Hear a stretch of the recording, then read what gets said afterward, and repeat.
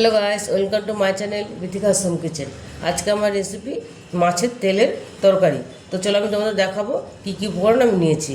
এখানে আমি নিয়েছি দেখো কাতলা মাছের একটা তেল, সুন্দর করে ধুয়ে পরিষ্কার করে রেখেছি।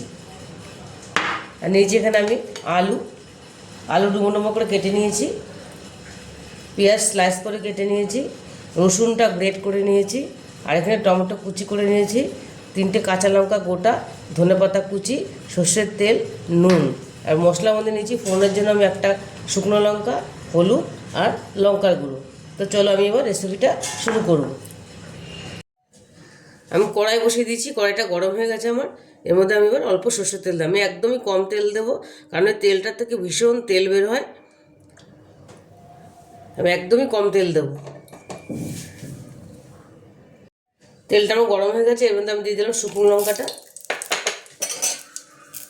তেলটা একদমই কম দিতে হবে, কারণ প্রচণ্ড তেল উঠে যায়।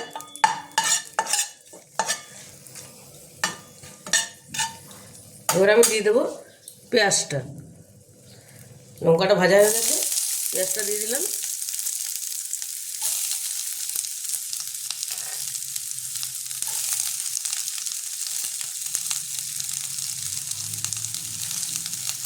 পেঁয়াজটা একটু নেড়ে নেবো আমি। এটাকে হালকা ভেজে নেব। পেঁয়াজটা আমি হালকা করে ভেজে নিয়েছি। এবার আমি এর মধ্যে রসুন খেতে কড়াটা দিয়ে দেবো, গ্রেট কড়াটা। এটা একটু নেড়ে এবার আমি আলুটা দিয়ে দেবো। এবার আমি আলুটা দিয়ে দিলাম।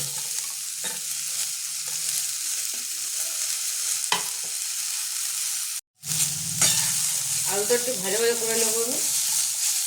দিয়ে দেবো অল্প নুন, পরিমাণ মতো নুন দিয়ে দিলাম।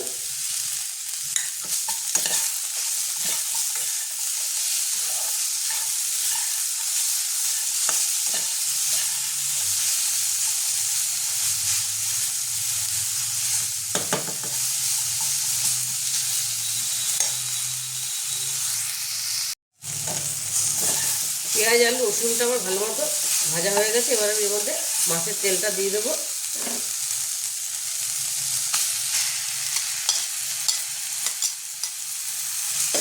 এটা দিয়ে ভালো করে নাড়বো।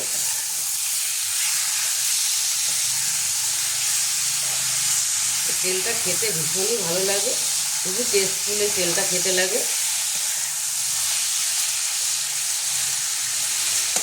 এবারে আমি একটু দিয়ে দেবো লঙ্কা গুঁড়ো আর হলুদ গুঁড়োটা।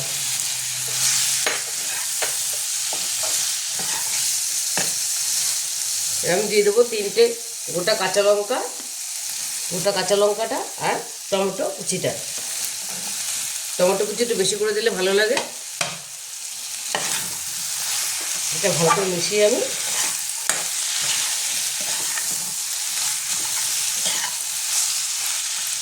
এবার আমি একটু ঢেকে দেবো এটা।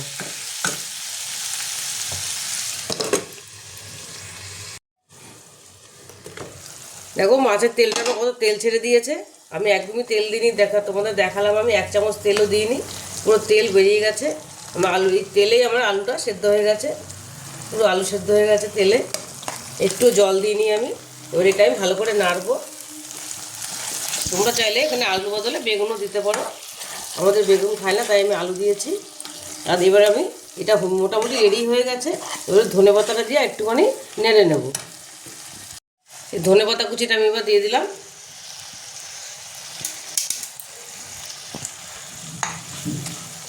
এটা আমি ভালো করে নেড়ে ঢেকে রেখে দেবো।